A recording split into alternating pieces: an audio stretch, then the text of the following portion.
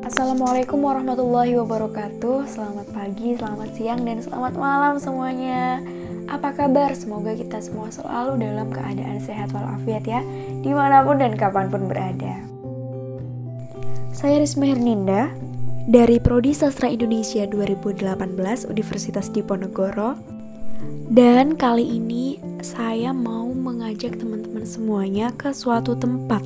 Tempat ini dijuluki sebagai kota kretek dan juga kota santri. Ya, tempat ini adalah kota Kudus. Mungkin ada yang belum tahu ya tentang kota Kudus. Oke, di sini Risma akan ngasih tahu nih sedikit informasi yang menarik dari kota Kudus. Baik, dimulai dari ikon terkenal yang menjadi identitas dari kota Kudus, yaitu Menara Kudus.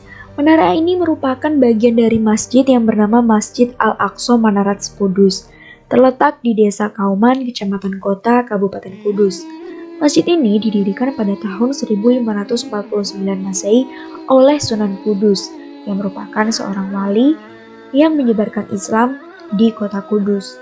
Masjid Menara Kudus didirikan beliau dengan tujuan sebagai tempat ibadah untuk umat Islam. Konon, penduduk kota Kudus pada zaman dahulu, sebagian besar ini memeluk agama Hindu dan Buddha, sehingga Sunan Kudus mensyiarkan agama Islam dengan penuh kesabaran dan menanamkan sikap toleransi. Beliau menggunakan pendekatan budaya dalam dakwahnya, sehingga didirikanlah Masjid Menara Kudus yang memiliki unsur-unsur bangunan Hindu dan Buddha. Hal ini bisa disebut dengan akulturasi budaya yang diterapkan dalam arsitektur dan bangunan Masjid Menara Kudus. Tahun didirikannya Masjid Menara Kudus dapat diketahui dari inskripsi dalam bahasa Arab yang tertulis pada prasasti batu yang terletak di mihrab masjid. Batu yang digunakan saat peletakan batu pertama adalah batu dari Baitul Maqdis. Oleh sebab itu, Masjid Menara Kudus dinamakan Masjid Al-Aqsa. Terdapat 5 buah pintu di sebelah kanan dan 5 pintu di sebelah kiri. Jendela semuanya berjumlah 4. Pintu besar masjid ini terdapat 5 buah. Tiang besar yang berada di dalam masjid berjumlah 8 buah dan semuanya terbuat dari kayu jati. Namun, sekarang Masjid Menara Kudus sudah mengalami renovasi dan menjadi lebih besar dari bangunan semula. Di area tempat wudhu masjid terdapat kolam yang merupakan padasan peninggalan kuno dari Sunan Kudus. Nah, tempat khotib yang berada di dalam masjid terdapat 2 bendera di sebelah kanan dan kiri. Lalu di serambi yang berada di depan masjid terdapat gapura paduraksa. Gapura tersebut biasa disebut dengan lawang kembar. Di dalam kompleks masjid terdapat pancuran wudhu yang berjumlah 8 buah. Di atas pancuran-pancuran tersebut diletakkan sebuah arca. Konon, 8 pancuran ini merupakan adaptasi dari kebudayaan Buddha yang memiliki arti 8 jalan kebenaran atau Asta Sanghika Marga. Ciri khas yang menjadi keunikan dari Masjid Al-Aqsa adalah Menara Kudus. Tidak seperti sebuah menara pada umumnya, Menara Kudus dibangun tidak menjulang tinggi. Ketinggian dari Menara Kudus adalah 18 meter, yang bagian dasarnya hanya berukuran 10 x 10 meter. Bangunan menara dikelilingi oleh hiasan piring-piring bergambar sebanyak 30 buah. 20 buah piring berwarna biru dan berlukiskan masjid, manusia dengan unta, dan pohon kurma. 12 buah lainnya berwarna merah putih yang berlukiskan kembang atau bunga.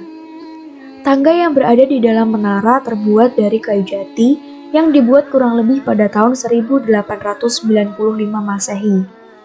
Nah, dari segi bangunan dan hiasan, Menara Kudus ini jelas terlihat mengandung unsur budaya Hindu Jawa, karena bangunan menara terdiri dari kaki, badan, dan puncak bangunan. Selain itu, Menara Kudus dihiasi hiasan yang menyerupai bukit kecil atau disebut dengan antefix. Pada bagian kaki dan badan Menara Kudus dibangun dengan tradisi Jawa Hindu. Kemudian, kaki dan badan menara tersebut diukir dan menggunakan motif tradisi Jawa Hindu juga. Material yang digunakan dalam pembuatan Menara Kudus adalah batu bata yang direkatkan sedemikian rupa.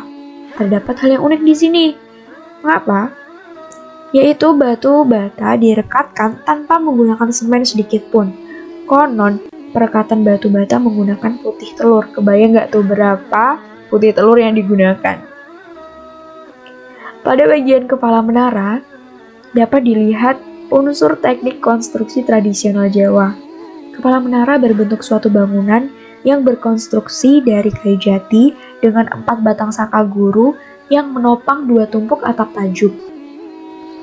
Puncak atap tajuk terdapat mustaka seperti pada puncak atap tumpeng bangunan utama masjid-masjid tradisional di daerah Jawa yang terlihat jelas merujuk pada unsur arsitektur Jawa Hindu. Nah, di belakang Masjid Menara Kudus terdapat makam Sunan Kudus. Biasanya dikunjungi oleh para peziarah yang datang dari segala penjuru daerah. Nah, biasanya nih sebelum bulan Ramadan, diadakan rangkaian kegiatan mulai dari buka luwur hingga dandangan. Tradisi buka luwur Sunan Kudus dilaksanakan setiap tanggal 10 Muharram. Nah, kalau dandangan, ini tradisi budaya yang dilakukan oleh warga Kudus yang dilakukan menjelang Ramadan ya. Biasanya itu 1 bulan sebelum Ramadan. Tradisi ini menjadi momen yang ditunggu-tunggu oleh masyarakat Kudus karena diadakan setahun sekali. Begitu teman-teman, gimana? Tertarik nggak buat datang ke Menara Kudus ya? Untuk berziarah atau sekadar mengunjungi untuk berfoto-foto, untuk belajar tentang sejarah gitu juga bisa banget ya. Sekian penjelasan dari Risma, semoga bermanfaat untuk teman-teman semua. Terima kasih sudah mendengarkan. Jika ada saran, kritik, dan komentar boleh aja langsung di komen. Jangan lupa di like, di share, dan di subscribe ya. Terima kasih. Tak ada gading yang tak retak, tak ada laut yang tak berombak. Mohon maaf apabila banyak kesalahan dari Risma. Wassalamualaikum warahmatullahi wabarakatuh. Sampai jumpa.